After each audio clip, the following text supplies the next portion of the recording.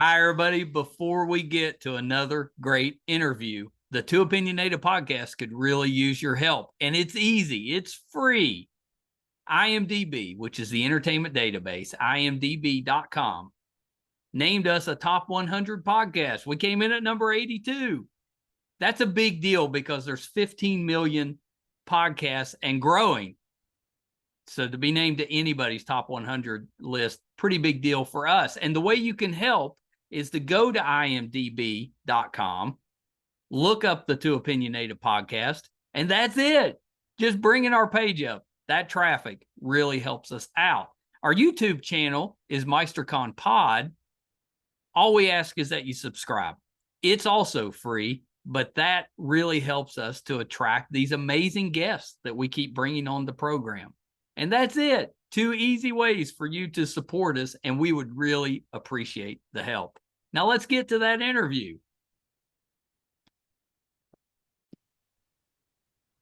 Hi, everybody. Welcome to another edition of Too Opinionated. I'm so excited today. I've got filmmaker John LaDue with me. So welcome, John. Thank you so much. Good. Thanks for having me. Well, you're so welcome, and I appreciate you bumping us. We were supposed to talk Tuesday, and I was a little under the weather, so I appreciate the extra time.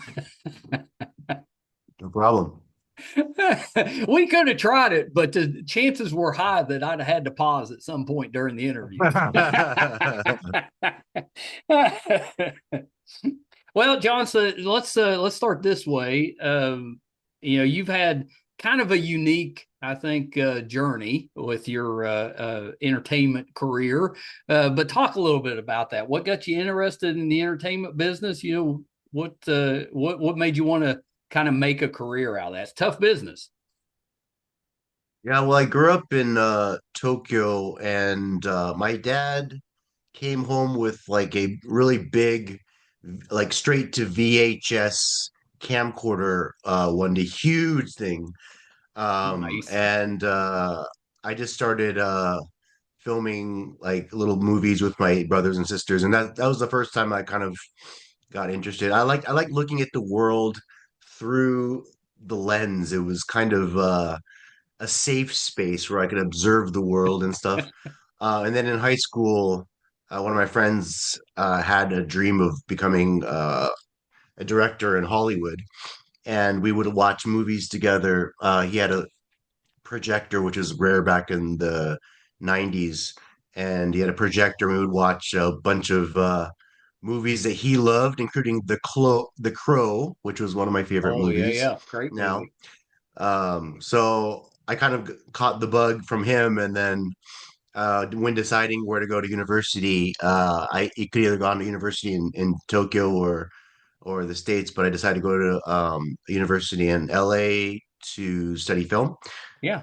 So I did that and worked in Hollywood for a while, but then well, I thought, like I mean, there's a lot of people like me going to Hollywood and trying to make it in the industry. And one of the one of my friends who was working in Hollywood and graduated from the same university as me, he's like, he was drunk, and then we went to this house party. He was drunk, and he called me out to the garden. He's like, John LaDue, what are you still doing in LA? Like this is not like there's like millions of people like you. You're not gonna. I mean, you have something special. Like you grew up in Japan, the Japanese people. Right. Like you could tell way like much more interesting stories if you went back. And so yeah, I mean that really changed the course of my life. I decided to come back to Japan and film movies here in where there's just so much subject I don't know, subject matter, and like the visuals are interesting here in Tokyo. So I've been working in the media industry in Tokyo since moving back in 2006. And yeah, I've been making films ever since. Yeah, I love that story because I think a lot of people would have just stayed here in the States. Uh, but I kind of agree with that. Your story's kind of unique. You could use that to your advantage, but it's going to be best used over there. Yeah, yeah, I found that out for sure. Yeah, yeah, yeah. Have you did Did you ever step in front of the camera? Have you done any acting, or has it all been behind the camera? Actually, a lot of my films, like in Children of Yamato, I actually tell my story or tell the story through my own I mean this was a documentary, but I've done a few fiction films in Japan as well, and so I direct, but I also star in it Yeah, yeah, because yeah. Well, I you're thought you're I might creating as your own well. opportunities. Yeah, it's like I tell the story not just through the script and stuff, but through my own acting and dialogue. So I've done both, yeah, acting and directing. I mean, anytime that they need like an American on anything, do they come to see you? I've done a lot of yeah, projects or films in Japan where they just needed a white guy who could speak Japanese. So that I feel that role. I've done a bunch of like small little indie films and stuff. But yeah, I mean, there's not a lot of like is it Family with Brendan Fraser that's just coming out right now? Yep, that's right. Yeah. Yeah, I mean that he supposedly had to, study or be able to speak Japanese to a certain extent because he's, in the film he's living in Japan. So, Right. but he said he had to like, kind of study a bit to get to the intermediate level. So, I mean, learning Japanese for, a movie is not an easy task. No. So yeah, I mean, because I'm fluent, I'm my parents moved to Japan when I was like, yeah, before my first birthday. So I really have been here my whole life. So my on the phone, Japanese people don't realize that I'm not Japanese, which is kind of a fun party trick. That's pretty good. That's pretty good. Yeah. What kind of work did your parents do that had them move into Japan? They were Christian missionaries. Oh, very good. Very Protestant good. Protestant Christian missionaries. So Yeah. they met in Hawaii, University in Hawaii, and then decided to come to Japan to be missionaries. And then so actually all the foreign kids who grew up in Japan like me, who spent, right now there's a lot of foreigners in Japan, but back in the 80s there weren't a lot of foreigners. And usually there were like three type of foreigners. There's the two MKs, the missionary kids, and then the military kids, because there's Yep. lots of military bases. So I was friends with all the other MKs. So I'm the missionary kid. There's the military kids, and then there's the BKs, which are the business kids. So like people that work at like Goldman Sachs, and the Yeah. dads work at Goldman Sachs or whatever. So they're like the kind of the elite. They went to the elite, really expensive school. Yeah, that's pretty good. Yeah, I'm sure there's quite a bit of presence there Yeah, with all yeah, of that. We've obviously, which is part of the reason that I think you made this movie is we've had such a presence there. Now, if you can believe it, for like 80 years. I mean, it's kind of yeah, crazy that much yeah, time has passed. You know, yeah. when I was growing up in the 70s, we were so close to World War II, you know, that it was still a hot topic. You know, there was a lot of discussion, you know, back then. But now we're 50 years past that. So maybe it's not as much in the forefront. But then, you know what's going on here in the States and the things that we're dealing with now. It kind of brings up some of those bad feelings from World War II when we maybe didn't handle everything to the best of our abilities, or for the best of everybody. It was a rough time, Yeah, yeah, rough time. definitely. I wanted to ask you about your first documentary, Mommy and Daddy, with that, Oh, because you know about that? yeah, I thought it's such a great idea because most of us have either lived through our parents getting divorced or been divorced ourselves.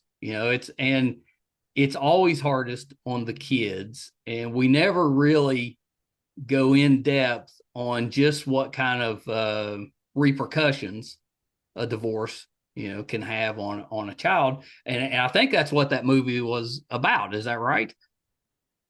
Yes, it was. Japan is one of the few countries that doesn't have proper joint custodies joint custody laws. So Yeah. when parents get divorced, either the child has to choose between the mommy or the daddy, or if they're old enough, or the one of the parent just takes the child, and it's really hard to be able to have any kind of visitation. So I wanted to explore that whole like the relationship between parents and children after post divorce, but also in the setting of Japan where it's even more complicated Yeah. than in the West. So Yeah, I didn't realize that because normally here in the West, if you get divorced, you're still involved. There's some type of, even in bad divorces, usually both parents have some type of connection to the child. But it sounds like they're not necessarily. You get divorced, and yeah. then maybe one parent is kind of on the outside looking in. Yes, and it's a really sad situation for the parent that's left behind, obviously, but also for the child because they lose contact with one of their parents, and it's always good whenever possible to have influence of both parents in your lives if Right. at all possible. So Japan still doesn't hasn't been able to figure out how to do that. Yeah, So that's why I I just wanted to thought make that this was such film. a that's such an interesting subject. Mhm. What kind of brought that up? What made you interested in that? Want to make a movie about it?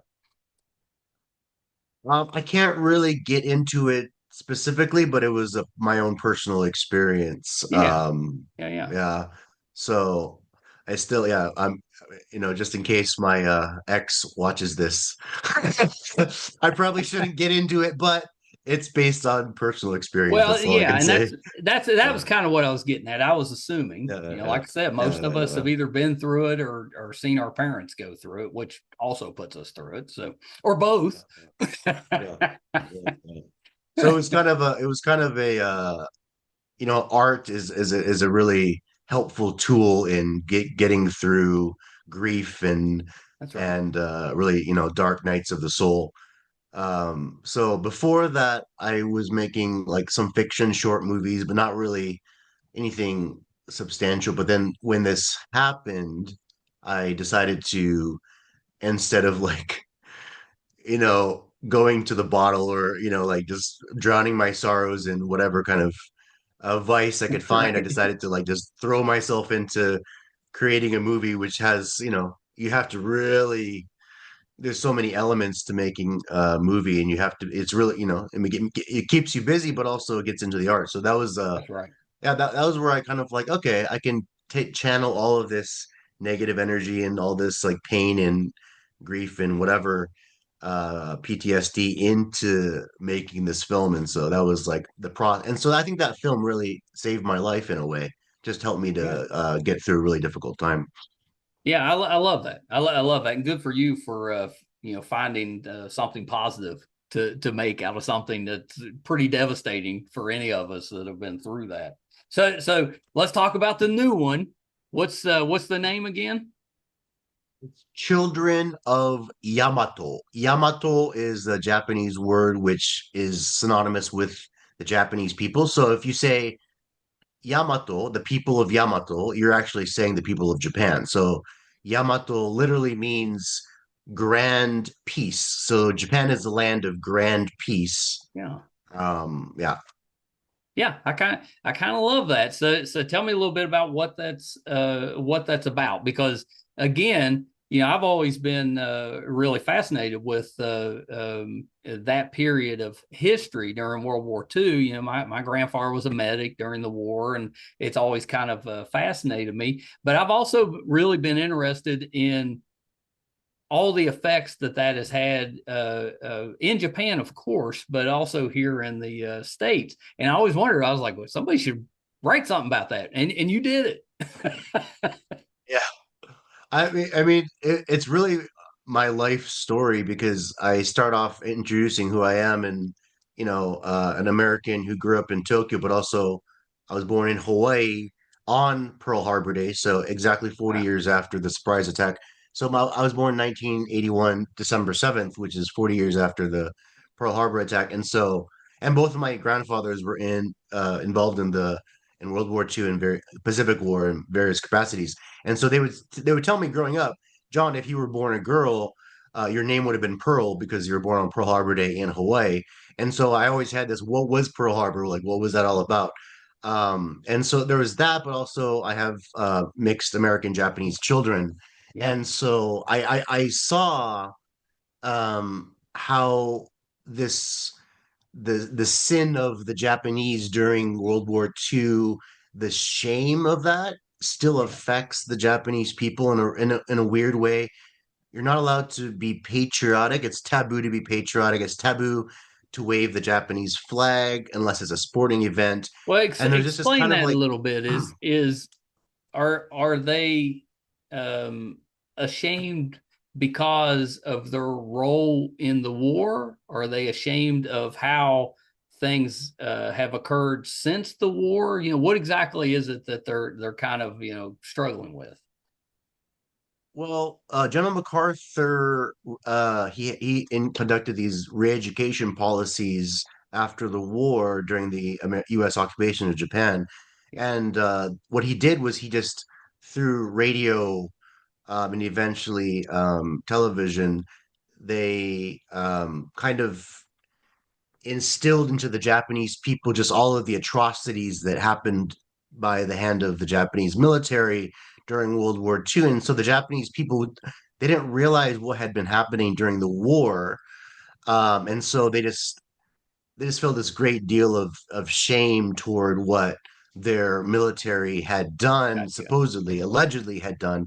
And so there's just like it's a very I talked to my German friends, and German people have a similar thing where they just have this underlying shame and just kind of like, this period of World War II defines who they are as German. And the Japanese people also feel that way is like this like really short period. I mean, they have like thousands of years of history, Right. but this short little window defines who they are. And so I wanted to explore that just because like for the sake of my kids, they're going to grow up, Right. American, but also Japanese.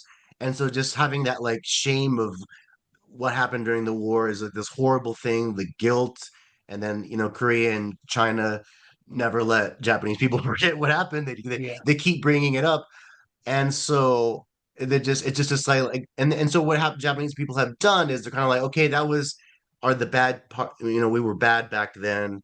We were evil back then. Let's focus on making a better society, and that's what they did. And they almost, the during the 80s, like they almost their economy almost overtook the US. And so Yeah. I remember. they really just focused on building up their nation. And I mean, no one else in history has done a more incredible job of rebuilding their country from the ashes of World War II.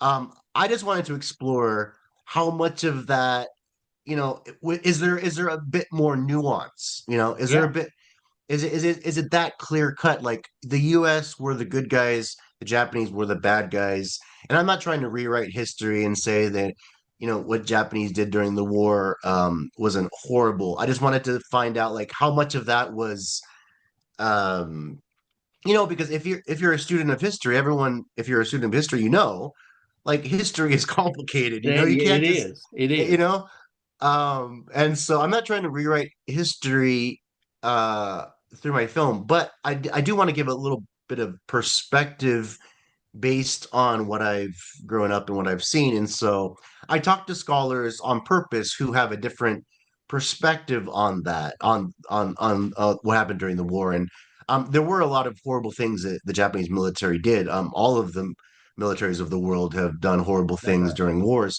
But at the same time, um, yeah, so in my film, I kind of explore, okay, wait a minute, maybe things were a little bit more complicated and nuanced, and even if everything that the U.S. said that Japan did is correct, which I don't necessarily believe, it's still a very short time in their thousands of years of history, and Yeah, so they you're have talking so about much just more. a few years, maybe a decade at the most. You're talking about. Yeah.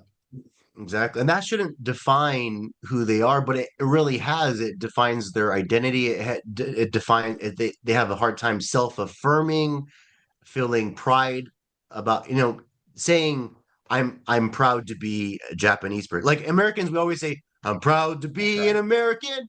Least I know I'm free. But like in Japan, like if you said that, they're like, oh, you must be like ultra right wing, like nationalistic, like don't take us back to the world. Because I mean, like Japan was so devastated, and so much of the people were lost, and just the devastation of the war. And so Japanese people are like, okay, no, we don't. We saw where that took us. We don't want that. And so Right. any discussion on maybe things were a bit more nuanced, and maybe there's more to the war than what the U.S. and General MacArthur said. Just they automatically are labeled as these nationalistic right wing. Don't take us back to the that war era because it was just so devastating. Anyway, my whole film is just let's re-examine this. It's 80 years since Right. it's 80 years since all this happened, and so my movie is like, hey, here's a little bit of a different perspective to look at history with maybe a different lens, and kind of just be like, okay, this is what we've been told, but perhaps it was more uh, complicated, not as clear cut. But then after I get to that, I'm like, maybe it was a little more complicated than we all thought. Then I go way back into Japanese history, Yeah. the beginning of like third, fourth century, and talk about just what it truly means to be children of Yamato, a child of Japan, for the sake of my kids too, because right now they're 13 and 10, and so they're not really interested in all this. But eventually, I think they'll want to explore what it means to be Japanese in this modern era. And so this movie is kind of like a treasure map or a guide map GPS to help them on their journey to discover who they are as Japanese people. And I want to tell them, and this movie is dedicated to my kids, but I want to tell them, being a Japanese person is actually, you have an incredible cultural heritage. Much of it has been forgotten or cut off, but it's actually you are. My message to the Japanese people, young people especially, is like, do you realize how cool you are? Japanese people are cool. And nobody says that. Nobody says You're Japanese people right. are cool, but the whole world realizes it. The whole world is coming to Japan right now and just Yeah. being like, you're on a whole another civilizational level. Like the Japanese civilization is incredible, and the whole world knows it, but Japanese people still feel like, oh yeah, it's just, but so for me, it's kind of like including my kids. I wanted to encourage the Japanese people to see how beautiful they are and how beautiful their culture is and how beautiful. And I think it's touched a nerve, and it's really touched a lot of Japanese people's hearts. They say a lot of people, Japanese people, during the run that I had here in Japan and all the screenings and everything, like people they said they just started crying and they don't know why. Like Amazing. just they just couldn't stop crying because it was such a healing thing to have an American who, told them how bad they were during the war, just be like, hey, wait a minute. Like actually you guys are really cool and your culture is amazing, and it's there's no culture in the world like it.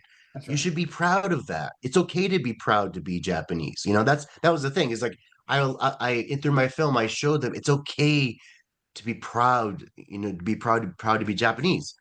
So that's really the What a message. great idea for a film, and good for you for making it. I'm thinking we've had what 3 or 4 generations now since World War II. Those newer generations, I mean, do they have any identity as far as their Japanese roots? I'm guessing that it's not as strong as it should be because they've grown up in a whole new world, so to speak, compared to what it was pre-war. But I'm assuming that your film kind of addresses that because you've got all these young people that they're probably trying to figure out who they are and they're struggling with it.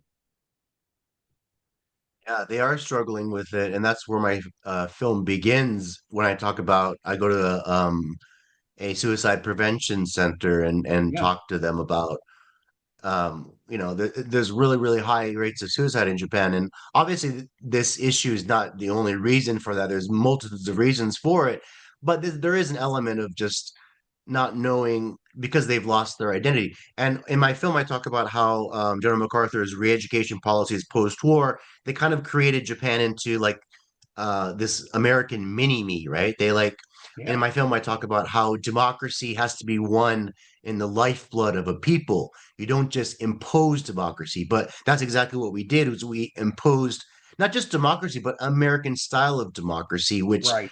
it works for America, but you can't just you can't just recreate a country based on American values and expect it to prosper, Well, even though especially Japan a did country that's prosper. been around for thousands of years longer than we have. Exactly. Exactly. We've been around for 250 years. They've been around for like 2000, 600 years, 700 years. And so, yeah, there's definitely a sense of identity. It's an identity crisis for the young people, and they've been told just, okay, it was bad back then. And so what the young, I'll have a lot of university friends, and they say, oh, we just don't want to think about history because all the negative stuff is back there. So let's look forward. Let's try to get along with China and Korea, and just look forward and not look back at the past because the past is all bad, right? But what happens when you do that is you there's never any some there's not really a sense of you don't resolve, there's no closure. And so I'm trying to give a little bit of perspective so that there can be closure and just be like, yeah, war is complicated, and you've been told that Japan was um the bad guys of World War II, but even if that's 100% the case, still you have a lot of historical cultural heritage that is beautiful and needs to be re-examined and treasured. And so General MacArthur's re-education policies, he kind of forbid Japan from teaching their origin story. So Yeah. Japanese people don't know their origin story. And so my film is an exploration of what is the Japanese origin story. What is the origin story that and it is mythological. The Japanese origin story is mythological, which perhaps why that's why John MacArthur cut it off, because he thought that mythological origin story is what spurred Japan to become this, in his mind, crazy nation that their soldiers, run on, like dive under the American tanks and kill themselves, and the kamikaze pilots, and so the US, when they're battling Japan, they're like, these people are crazy. What in the world? It must be their mythological origin story that's the cause of them to not think twice about giving their life for the emperor. And so they cut that off after World War II. And maybe they thought, okay, well, they could just be, a democracy like us. But 80 years later, fast forward to now, there's a huge identity crisis, right? Yeah. And so it's just kind of like, okay, re-examining. I do see why General MacArthur tried to do that. Because, I mean, at the time, it was just like, how do we get Japan not to attack America again? Probably Right. that was the whole thing, right? That's right. That's Like, right. these people are crazy. But 80 years later, we look at what Japan is an incredible society and economy, but their hearts, there's a hole there. There's something missing, and Yeah. so yeah, my documentary is search for that missing link, that missing part of who they are on the inside, their origin story. Well, you mentioned about audiences there in Japan feeling very emotional about the film. Have you gotten any feedback from America? Have you shown it over here at all? Yeah, so I just started doing promotional stuff for the US market. I didn't really know how the US audiences would react to it. Um, so I'm very curious to see what people think of it, and if they think that, oh, like there's a lot of Americans here in Japan who've noticed, okay, wait a minute, maybe the history that the US kind of created. I mean, history is written by the victors, correct? Sure. That's Yeah. Winston Churchill said that. But so we wrote the history. The victors wrote the history of what really happened in World War II, and a lot of Americans who are living here have noticed that and have started speaking out. But then um, they get ridiculed by a lot of the media that is more on the left wing, and they say like you're just being like the white savior. You're the white savior of Japan, Right. and you have a savior complex, and you're just trying to like, you're just trying to like, be one of the foreigners who is on the on the right wing, have the right wing of nationalists of Japan think you're amazing and you're just a savior complex. So that's the kind of reaction people like me get from a large part of the Well, and population that that makes sees me. sense. What do you Yeah, yeah, say yeah. to them when they say that about your film? Um, I understand where they're coming Sure. from. I thought that way myself, actually. Before making this film, I would see these American Caucasian professors who would stand up with the Japanese nationalist and say the history that we told you is way too simplified and slanted and say all these things, and I'm like, okay, yeah, if you do this, Japan, I thought Japan was unrepentant. That's what I thought growing up. I thought Japan was, Right. you see, like Germany is very repentant, right? They have this sense of like just, okay, what we did was horrible, but I always thought like the Japanese nationalists, right wing, were unrepentant, and if you're not repentant about what you've done or look back sincerely of what you did, you're never going to be able to move forward because you haven't acknowledged your atrocities or whatever. And so that was like my perspective until Right. I started making this film and started talking to other people. So now I've gone from like the person who was ridiculing those Caucasians who are standing up for the sake of the nationalists, and now I've kind of gone into their camp, and so I've seen things from both perspectives. What I tell people is that, yeah, I understand where you're coming from. I used to tout the same rhetoric, but if you can kind of like just strip off all those preconceived notions of what you think, uh, you know, about history, and just be at least, if you can be on the same page with me, and we can find some common ground, and that one common ground can be maybe history is more complicated than we all thought. I mean, that everybody can agree with that, right? I mean, that's a pretty fair I statement that think so. history is Yeah. more complicated than we all thought. If we can start there, and then maybe we'll disagree on, some of the events that happened, and that's fine. And nobody really knows about history. I mean, we have what we have in the history books, but nobody knows if everything is 100% sure, and there's different perspectives, and we're constantly learning about what really happened in on World War II. And because history is written by the victors, it's sometimes hard to know what really happened. But I, my perspective on history has changed a lot. Doing and speaking to all these scholars and doing research on my own. Yeah. So yeah, I just tell them, yeah, I felt the same way before. I've dug a little bit deeper into it. I have skin in the game because my kids are Japanese, so Yeah. it's different. I think it's different when you have Japanese kids, because it's not just about, us and them anymore. It's about my kids are going to grow up to That's be, right. they're Japanese, and my grandkids will probably be completely Japanese. And what legacy am I leaving them?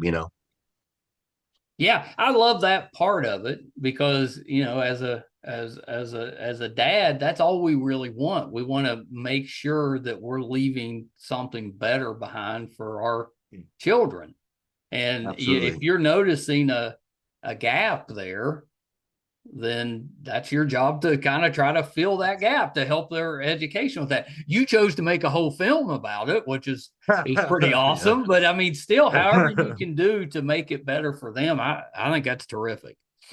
Yeah, yeah. That's what this film is. It's and first and foremost, it's something to leave behind for my kids when I'm gone, that they can kind of hold on to and just be like, okay, dad's perspective. Maybe at first they might not get it or agree with it, but maybe when they're 40, 50, 60, they'll look back at my film and to be like, wait a minute, maybe my dad had a point there. Yeah, they will at some point. They'll Yeah, get it. They're a little yeah, younger now, but they'll understand exactly what you were doing at some point, which is that's what pretty I'm great. hoping. Yeah, that's pretty great.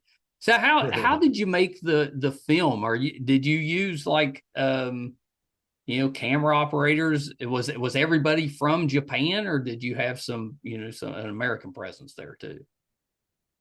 Both of my films, Mommy or Daddy and Children of Yamato, I found this German cinematographer who came to Japan from the UK, used to work at the BBC, Yeah, and we really just hit it off. As every filmmaker knows, you need a good DP, you need a that's good right. cinematographer. He came to Japan and he started filming like really cool shots of like Tokyo, and just is really edited really cool. And I saw that on online, and I was like, oh, I need you as my DP. Like, will Yeah. you marry me?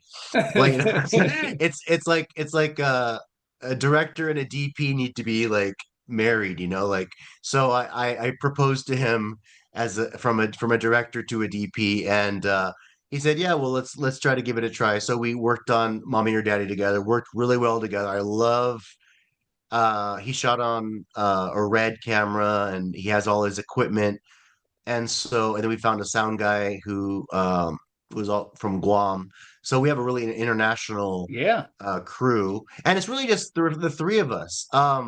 It's me, me and my German DP, and my Guam guy's sound guy, and the three of us would just like travel Japan together and film on the red camera, which is a really expensive camera, and then we took it up a mountain Yeah. to find the lost Ark of the Covenant.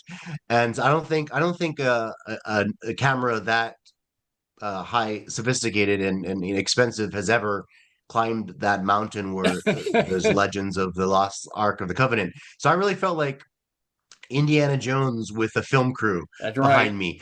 But I did everything. Like I rented a car. I would drive, me and my cinematographer and sound guy. We would drive, hours and hours across Yeah. Japan and film and get back. And it was so fun because it was just like three buddies just traveling That around, sounds and awesome. legends, and yeah. So it was this is kind of like my second, I don't know, you have the midlife crisis. I really had a midlife crisis for sure in my 30s, and then um so these films are kind of like my motorcycle. You know how like Yeah. midlife crisis, you buy a motorcycle or a sports car. And these films are probably just as expensive. Yeah. So if I had been married, there's no way I could have made these films, because the amount of money that I spent on these things are crazy, with no promise of return. Right. Especially in this market with streaming. I mean, you get what, 0.002 cents per view or something. Like, It's it's like not it's much. ridiculous. Yeah. Yeah, but I just see it as an expensive hobby, midlife crisis motorcycle. So Yeah. I kind of like that. That's pretty good. Yeah. Mine's the podcast. So I've got yeah, there mine. you go. Right? Yeah, you need something to like stimulate That's all right. your like interests, right? Yeah, your curiosity. Curiosity is what keeps men in their late years alive, I bet. Like, if you could just like stay curious and like follow, I like agree with try to that. look into stuff, like Yeah. I think Keeps you your brain will young. be sharp because you're Yeah. always learning new things and stuff. I did. Yeah. I actually that's a really good analogy because I agree with that. Yeah. Yeah. If you lose that kind of desire, curiosity, that desire to learn, yeah, you're probably not going to last too long. It's gonna be dull, life is gonna be boring. You're just gonna, whatever. So yeah, I'm already working on my next film called Well, that was People my of the next Isles. question. What? Go ahead. Yeah. What was the name of it? So People of the Isles. Yeah. So in Children of Yamato, I explored the re-education policies of General MacArthur, but then went back into Japanese like folklore, legends, and origin story. My next film, I'm just so interested in history right now, especially when it comes to just the relationship between the U.S. and the Pacific nations, right? The Yes. first peoples, but not just the U.S. Colonialism and how the Western powers had colonized a lot of Asia, and so my film explores the relationship between the colonial West and the first peoples of the Pacific Islands, and so I explore. I go back into Japanese history and explore like during when Commodore Perry first came and Yeah. told Japan to open up. I start from there and I go all the way until why did Japan and the U.S. Fight, and so I do that, but then I go into all these different. I go to Hawaii, I go to Guam, I go to New Zealand, I go to all these things, and I explore just the legacy of Western colonialism and how that has affected the first peoples. So when I say, when say first peoples, you think of like the Maoris in New Zealand or the Polynesian, Micronesians, or whatever. But Japanese people are the first peoples as well. They go way back as well, and so their history is as the first peoples, and they have contact and relationship with all of the Pacific Islands nations. So I kind of go even I zoom out even more to into I love the that. Pacific Ocean and the relationship between Japan and the first peoples and Japan and the first peoples and the West, including the US's Manifest Destiny. So Manifest Destiny, we say kind of is a good thing in America, but like it's kind of like we started on the East Coast, we kept going west, west, west, and then we took land, but we also fought wars, and then we took Texas, and we bought Alaska, and we bought Louisiana Purchase, and we took California, and then we kept going. We just kept going, Right. and then we took Alaska, and then we took Hawaii. And a part of this film, because I'm born in Hawaii, I wanted to explore the whole relationship between the U.S. and Hawaii, because a lot of people in Hawaii, including the interview that I took a month ago, they still believe that they're occupied by the U.S. and they should be independent. And so there's an independence movement within Hawaii to restore their cultural heritage as well. And a lot of Hawaiians I watched my film Children of Yamato, and they're like, John, this is exactly what happened to the Hawaii too, except in Japan it's been 80 years. In Hawaii, we've been occupied by the US for 130 years. Wow. And so I don't know. A lot of Americans might see me and be like, John, stop like picking up rocks and getting all the bugs come scurrying out. And I mean, leave history, under the rocks. But I can't help myself. I No, have to I'm like glad you don't, find out the because truth. Yeah. you can't learn from history if you ignore it or try to change it. Can't do that. You can't learn any lessons from that. And we have that Yeah. problem here in the States. Yeah. We're Yeah. always Yeah. trying to kind of cover up the bad stuff that we've done in the past. And I think Yeah. that's a mistake. You need to learn Yeah. those Yeah. lessons so you don't keep We have repeating. to learn. We have to learn, right? Or else, we'll never learn. That's right. Well, bad things happen when you ignore the past. Yeah. Yeah. Yeah. Yeah. Yeah. It's true. It's Yeah, true. yeah. Well, John, thank you for taking a little bit of time. I think the project sounds amazing. Where can we go if we want to see the film? Are you doing like are you doing film festivals? Outside of Japan? Are you bringing it straight to a theater? Is it going streaming? Where can we go and watch it? Within North America right now, it's available on Amazon Prime. Yeah, So go check it out on Amazon Prime. It'll be rolling out on different streaming sites. A theatrical run is a little complicated just because my operations are here in Japan. I've done yeah, theatrical runs here in Japan, but the US is a little complicated, especially a theatrical run with a documentary and a documentary of this nature. That's probably pretty controversial. So I just decided to do the streaming route. So yeah, check it yeah. out on Amazon Prime, and you can see Mommy or Daddy on Amazon Prime as well. And then People of the Isles should be coming out end of 2027 on Amazon Prime as well. Oh, that's amazing. That's amazing. Yeah, I've got some watching to do this weekend. Yeah, I'd love to hear what you think. I think you'll really find People of the Isles, the next one, fascinating. If I can do it, if I can pull it off. It's a lot of traveling. I'm flying to New Zealand, Hawaii, Guam, and there's this place called Chuuk, which is near Guam. Yeah. All of the like the Japanese battleships and airplanes are at the bottom of the ocean.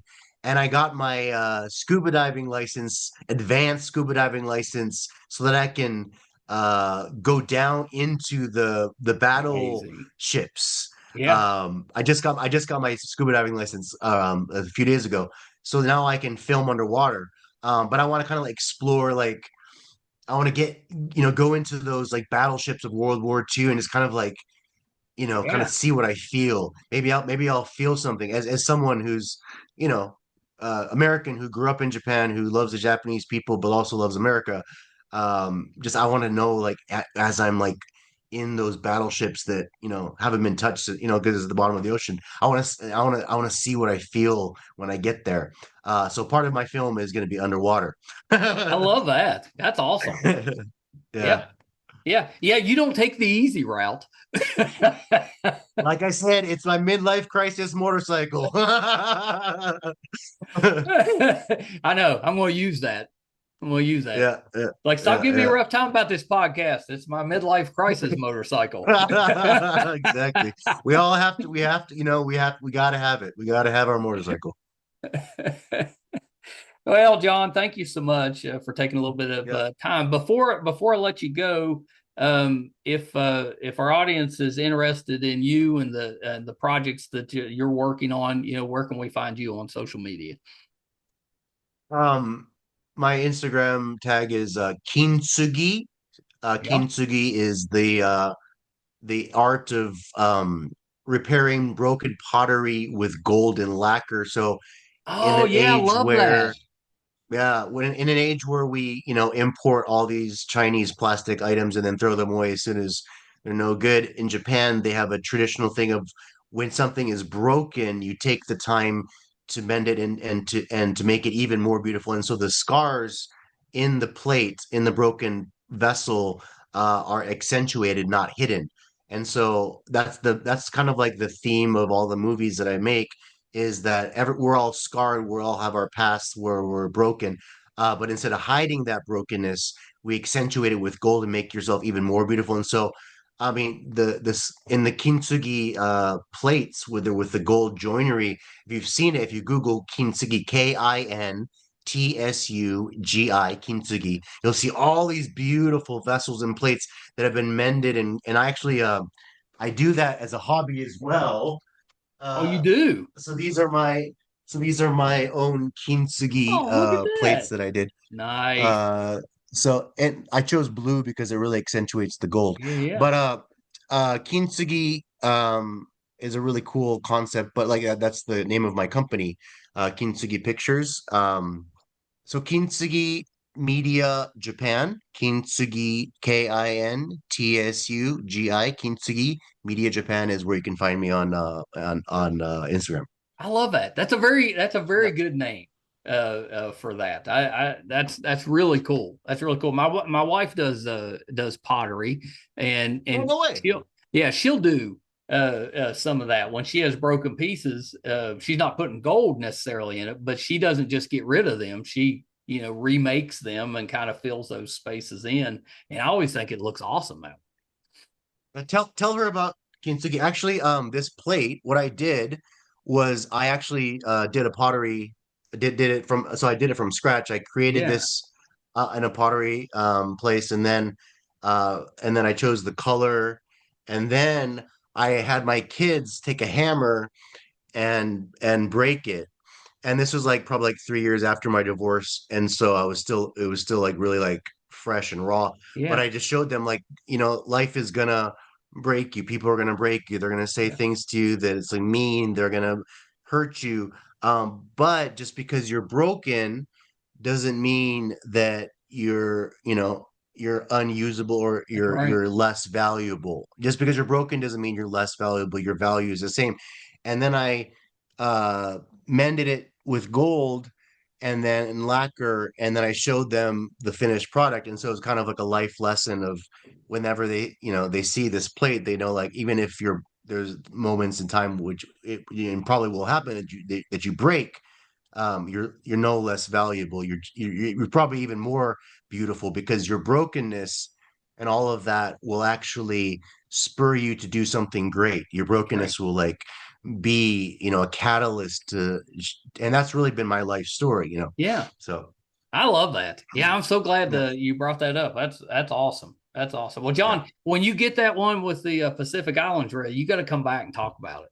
Yes, let's do it for sure. Yeah, yeah, that's awesome. I'm excited for you, and I love the direction you have taken your career because it could have went a few different directions. You could have stayed here in the Oh, yeah, States, you know. yeah. If I would have, if my drunk friend had not told me to get my ass back to Japan, my life would be very different right now. I'd still be in Hollywood making films, and who knows what my life would have looked like. So it was a great advice. So have listen to have your you drunk seen have you friends. seen him since? Have you told him that worked out really good? I assume he knows. I actually taught when I made my first film, I actually like yeah, called him and told him like, dude, that advice was like the best advice anyone has ever made. And it might sound super obvious. Dude, like anybody could have given you that advice to go back to Japan, but like I mean, Hollywood is Hollywood. It's Yeah, where you go to make films, and that was like my thing. Is like you go to Hollywood to make films, and that's where you become successful, that's and right. everyone wants to be a successful filmmaker in Hollywood. Um, and it might seem obvious, but at the time, it didn't seem obvious because Right.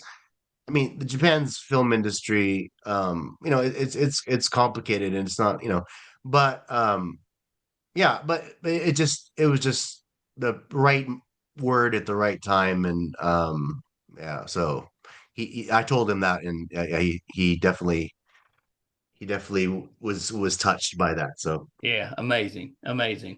Well, John, this has been terrific. We'll do it again, and yes, let's do it. I'll send you a note when we watch the movies because we'll probably do it here Awesome. at the studio. Normally, when I watch something from somebody that I've talked to, I just invite the whole family. So we'll probably do it here at the studio, and I'll take some pictures, send them to you. Awesome. If you want to watch Mommy or Daddy too, I can send you the screener for that as well. Yeah, yeah, I appreciate that. Yeah, Yeah, thank you so yeah. much. This has been terrific. I knew it was going to be a good conversation, and it was even better than I thought. So yeah, thank you. Appreciate it. All right, Thanks hold so on much, one Michael. second. Yeah, you're so welcome. John LaDue, how terrific was that? I won't say it as well as he does, but Children of Yamato um, documentary.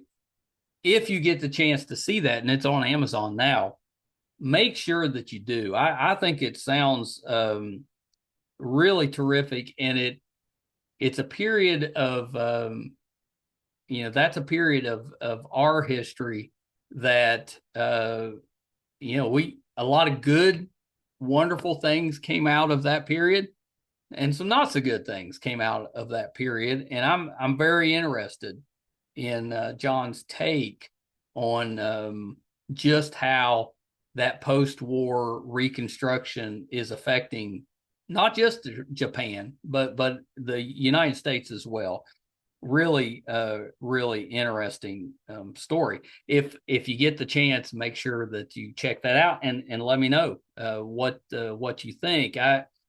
You know, we've got kind of a difficult time in our U.S. history going on right now. Many of us would agree or disagree on which side of the equation we're on. The part that really concerns me is that we're currently putting immigrants that have come to this country in order to try to make a better life for themselves and their family. We're putting these people into basically internment camps, which we did during World War II with the Japanese, and it was god awful. It was not a good situation.